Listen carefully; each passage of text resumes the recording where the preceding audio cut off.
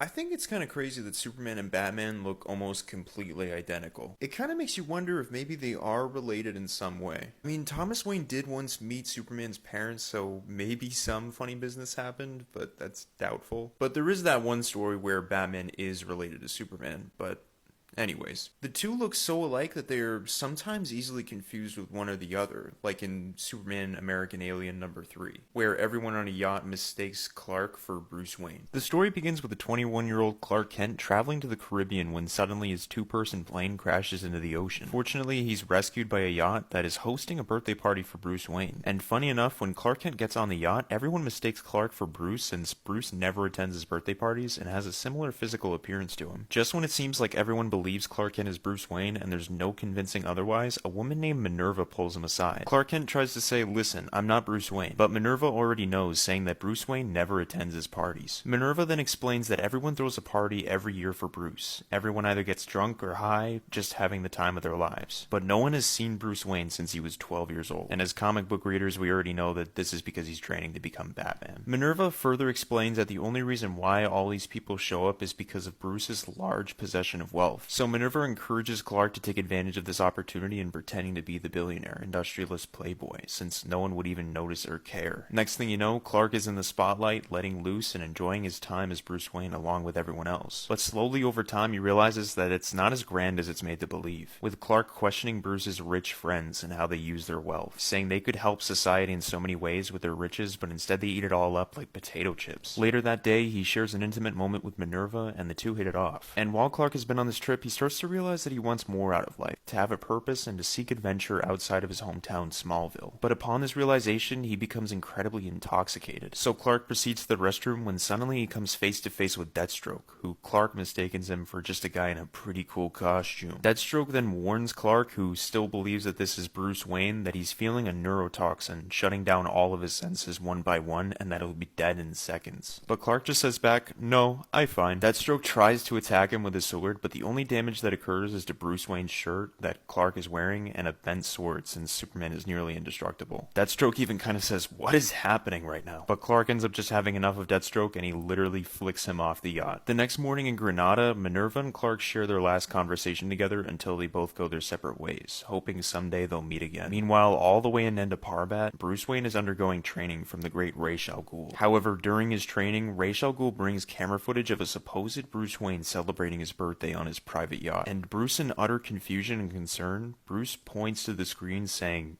"Who are you?" Ending the issue. I hope you guys enjoyed the video. Don't forget to leave a like and subscribe, and I'll catch y'all on the flip side.